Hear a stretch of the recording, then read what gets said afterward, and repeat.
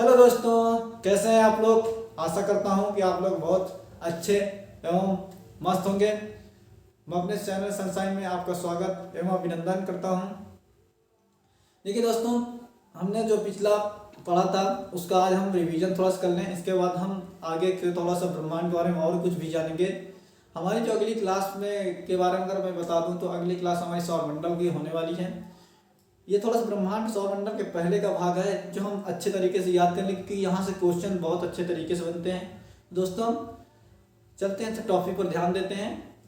देखिए दोस्तों, मैं बता दूं हमारे सौरमंडल के सबसे नज़दीकी आकाशगंगा के बारे में मैंने बताया था। तो सबसे नज़दीक आकाशगंगा कौन सी है हमारे पास, तो मैंने बताया था एंड्रोमेडा। कौन सी है? एंड्रोमेडा बताया था। तो दोस्तों देखिए, इसको अगर कोई नोट्स अगर बना लिया है तो नोट्स बिल्कुल बनाता चलिए, नहीं तो दोस्तों थोड़ा सा नोट्स बनाओगे तो हमेशा आपको पढ़ने के लिए आसान हो जाएगा। देखिए हमारे जो सौर मंडल के सबसे नज़दीक आकाशगंगा जो है, जो सबसे नज़दीक आकाशगंगा है वो कौन सी है? एंड्रोमेडा। मैंने इंग्लिश से भी लिख दिया, हिंदी से भी लिख दिया, ठीक है, क्योंकि दोनों से अगर लिखा होगा तो आपको ऑप्शन भी वहाँ चूज करने में बहुत आसान होगा। देखिए आगे हम चले तो बताइए हमारा सौरमंडल स्थित है, मैंने इतना भर लिखा। यह पूछा कौन सी आकाश गंगा में स्थित है। तो हमारा जो सौरमंडल है कहाँ पर, कौन सी आकाश गंगा में स्थित है, तो इसको मैं बताया था मंदाकिनी आकाश गंगा बताया था। मंदाकिनी आकाश गंगा, ठीक है। कौन सी गंगा में? मंदाकिनी आकाश गंगा, ठीक है दोस्तों। आकार, अच्छा हाँ, हमारा जो सौर मंडल अगर पूछ ली जाए कौन से आकाश गंगा में स्थित है, तो मंदाकिनी आकाश गंगा में स्थित है। दोस्तों अगर पूछे इसका आकार मैंने बताया था, तो दोस्तों इसका आकार कैसे मैंने बताया था? सर्पिलाकार। कौन सा बताया था? सर्पिलाकार। सर्पिलाकार जो दिखा करता है आसमान में, वही आकाश गंगा हमारा होता है। तो दोस्तों कैसा आकार इसका? सर्पिलाकार है। हमारा आकाश, जो हमारे आकाश गंगा का सबसे चमकीला भाग है, जो देखिए हमारे आकाश गंगा मतलब बोले तो मंदाकिनी आकाश गंगा का सबसे चमकीला भाग जो है कौन सा है, तो पूछ लिया तो ओरियन नेबुला। कौन सा होता है? Orion nebula. इंग्लिश में देख लीजिए ऐसा लिखा, ओरियन नेबुला जो है हमारे आकाश गंगा का सबसे चमकीला भाग होता है, ठीक है दोस्तों। अगर पूछ लिया जाए सबसे जो चमकदार तारा होता है, सबसे चमकीला, देखिए चलो अच्छा आगे हम बता देंगे सबसे चमकीला तारा कौन सा होता है। देखिए डॉग स्टार होता है, आगे हम लिख देंगे नोट्स के तौर पर। देखिए इसके बाद बोलिए प्रोक्सिमा सेंचुरी। ये क्या है? प्रोक्सिमा सेंचुरी जो है क्या है? सूर्य के सबसे नजदीक तारा है। कौन सा? सूर्य के सबसे नजदीक तारा है, ठीक है दोस्तों। अगर प्रोक्सिमा सेंचुरी की बात की जाए तो क्या है? सूर्य के सबसे नजदीक तारा है। क्वेश्चन में आते हैं, इन्हीं में से कहीं ना कहीं क्वेश्चन जरूर फंस जाते हैं आपके दोस्तों, तो इनको अच्छे से आप ध्यान रखिए और धीरे धीरे अब हम सारी बात जान जाएंगे। ये नहीं कि हमें नहीं आएगा, तो दोस्तों ऐसा कुछ भी नहीं है। और कमेंट जरूर करें कि क्या नहीं समझ में आता आपको, हम उसको अच्छे से जरूर समझाएंगे, ठीक है दोस्तों। देखिए अच्छा आगे हम चलते हैं। ठीक, देखिए दोस्तों हम आगे क्या है, मैंने बताया सबसे चमकीला तारा कौन सा होता है। अगर पूछ लिया जाए हमारे सौर मंडल, हमारे ब्रह्मांड में सबसे चमकीला जो तारा कौन सा होता है, तो डॉग स्टार होता है। तो दोस्तों इसको बिल्कुल ध्यान रखिए, क्योंकि क्वेश्चनों में पूछा जाता है, मैं फिर से कह रहा हूँ, ठीक है। इसके बाद देखिए नॉर्थ स्टार या उत्तरी ध्रुव। ये क्या है? नॉर्थ स्टार, उत्तरी ध्रुव क्या है? इससे नाविक जो होते हैं अपनी दिशा का पता लगाते हैं। इसमें जो क्या है, जो नाविक होते हैं, नाविक अपनी दिशा का पता लगाते हैं। क्यों पता लगाते हैं, कैसे लगा देते हैं? क्योंकि क्या होता है, क्योंकि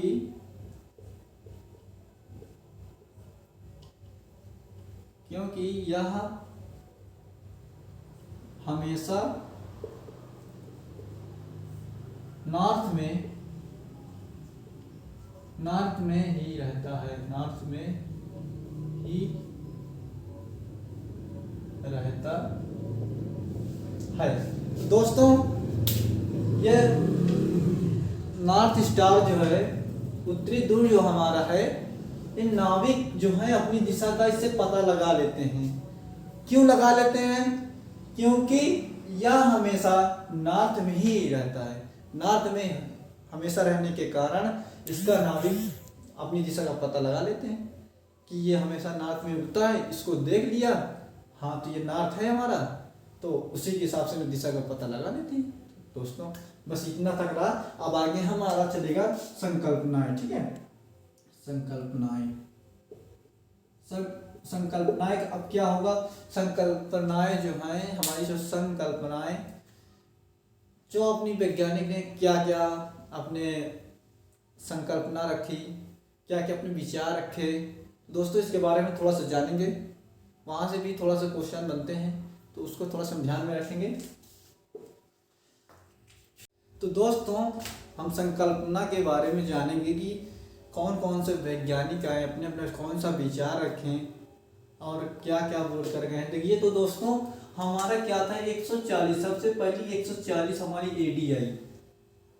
अच्छा, एडी का मतलब आप लोग जान रहे हैं कि नहीं जान रहे हैं, मैं नहीं जानता, पर थोड़ा सा इधर एडी के बारे में आप जान लो। एडी का मतलब होता है एनो डोमिनी। ठीक है, एनो डोमिनी का मतलब है कि जो ईसा मसीह थे, ठीक है, ईसा मसीह के पहले वाला वर्ष, ठीक है, एक बीसी हुआ करती थी। देखिए आप बीसी के बारे में जानेंगे, बिफोर सी का मतलब क्रिश्चियन जो होता है। ठीक है, देखिए जो इन्नो डोमिनी बिफोर क्रिश्चियन, तो ये जो है ईसा मसीह थे, ईसाइयों की ईसा मसीह के जन्म के पहले की बात है। बस एडी का मतलब वही था, ईसा पूर्व, जिसके नाम हिंदी में जानते हो ईसा पूर्व। तो यही एडी का मतलब होता है कि जो ईसाइयों के भगवान थे ईसा मसीह जी, उनके जन्म के पूर्व ये बात कही गई थी। मतलब जो हम एडी का मतलब कह रहे तो उनके जन्म के पहले की बात कही गई थी। यही होता है एडी मेरे दोस्तों, एडी या ईसा पूर्व बोल दो आपको। ठीक है दोस्तों, इसके बारे में आप अच्छे से जाने होंगे। देखिए हम आगे इसके बाद बढ़ा रहे हैं।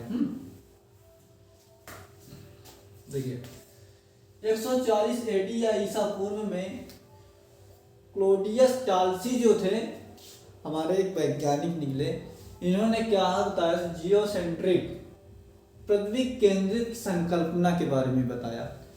अब इन्होंने संकल्पना के बारे में जब बताया था तो इन्होंने ये बताया कि पृथ्वी एक जगह स्थिर है, इनका जो परिक्रमा कर रहा है वो सूर्य कर रहा है।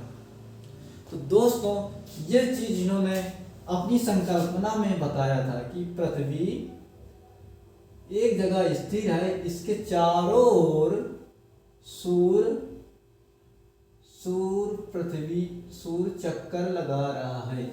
तो सबसे पहले जो 140 ईसा पूर्व पहले क्लोडियस टालसी जो आए, उन्होंने ये बताया पृथ्वी केंद्रित संकल्पना के बारे में कि पृथ्वी एक जगह स्थिर है और सूर्य उसके चारों ओर चक्कर लगाते रहे।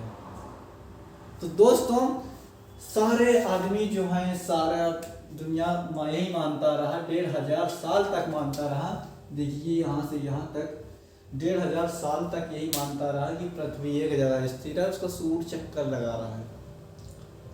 अब यहाँ पर 1543 ईसा पूर्व एडी में निकोलस कॉपरनिकस आए। इन्होंने सूर्य संकल्पना के बारे में बताया कि सूर्य क्या है, एक जगह स्थिर है। क्या है? सूर्य एक जगह स्थिर है और इसका जो चक्कर काट रहे हैं सारे ग्रह उपग्रह पृथ्वी पृथ्वी हमारी ग्रह है, तो ये सारे सूर्य का चक्कर लगाते हैं। इन्होंने अपनी निकोलस कार्पर ने सूर्य संकल्पना के बारे में बताया। तो दोस्तों ये इसका सही रहा। और बस थोड़ा सा समझाने के तौर पर मान के चलो कि कहीं क्वेश्चन आ जाता है कि क्लॉडियस टाल्सी ने अपने संकल्पना में क्या कहा था, तो तुमको बता देना है कि पृथ्वी, उन्होंने बताया कि पृथ्वी एक जगह स्थिर है और सूर्य उसका चक्कर लगा रहा। किसके अनुसार? वो क्लॉडियस टाल्सी के अनुसार, ठीक है। और निकोलस कोपरनिकस जब आए तो सूर्य संकल्पना के बारे में इन्होंने बताया कि सूर्य एक जगह स्थिर रहता है, जबकि पृथ्वी उसका सारे ग्रह उपग्रह उसका चक्कर लगाते हैं। ठीक है दोस्तों, तो इतना समझ में आया होगा मेरे दोस्तों। आगे बता दूं मैं 16 से 9 AD में, ठीक है, 16 से 9 ईसा पूर्व में गैलीलियो, जो गैलीलियो था, देखिए गैलीलियो ने आया और गैलीलियो, अच्छा इन्होंने क्या कहा, इन्होंने ऐसे थे, इन्होंने खोज की थी, इन्होंने क्या किया, ग्रह की खोज की है, ठीक है। जो ये गैलीलियो ऐसे एक व्यक्ति थे जिन्होंने एक टेलीस्कोप बनाया था, ठीक है।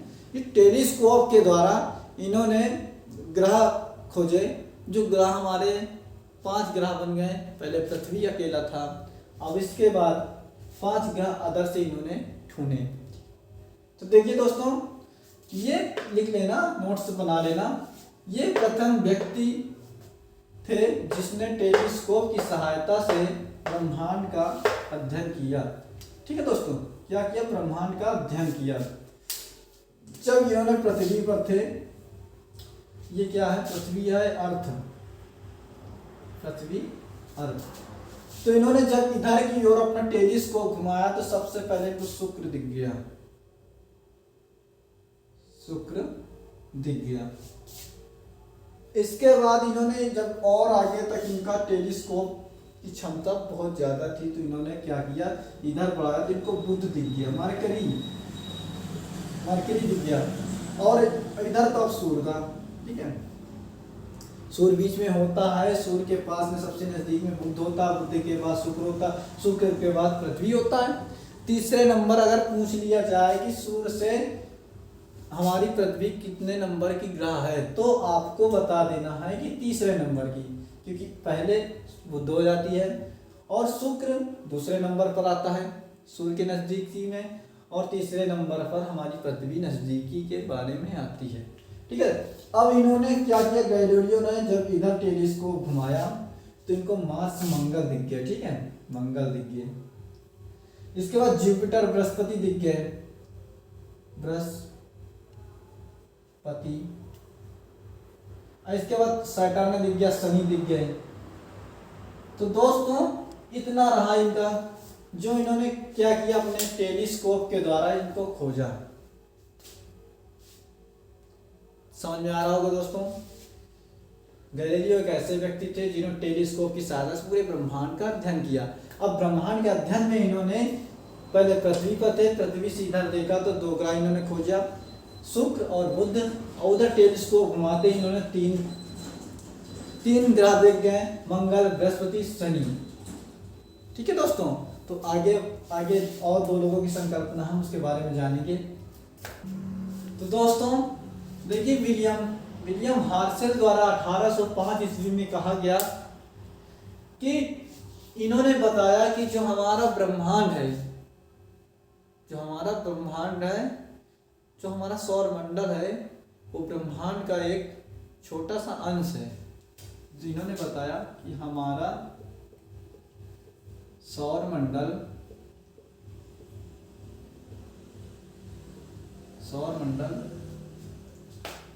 जो है ब्रह्मांड का एक छोटा सा अंश है, एक छोटा सा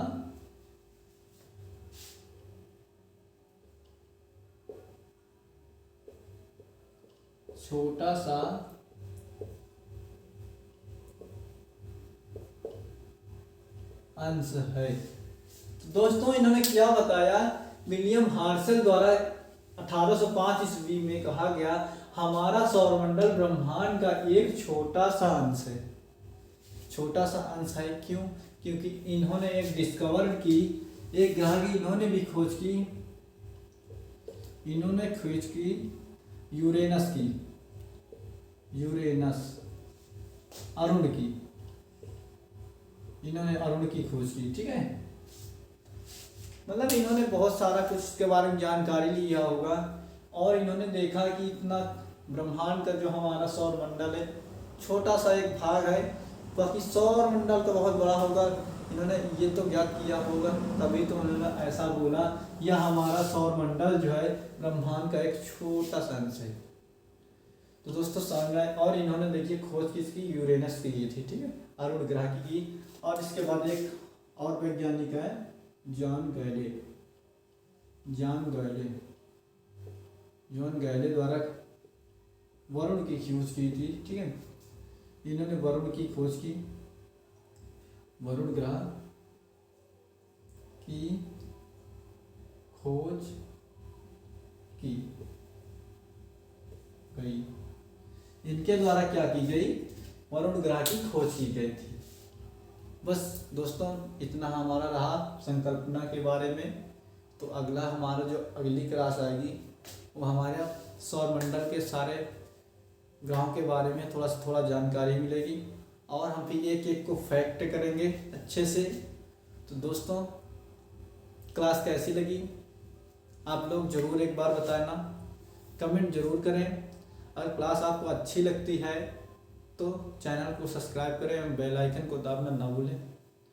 तो मिलते हैं सर अगली क्लास में इसी के साथ। जय हिंद।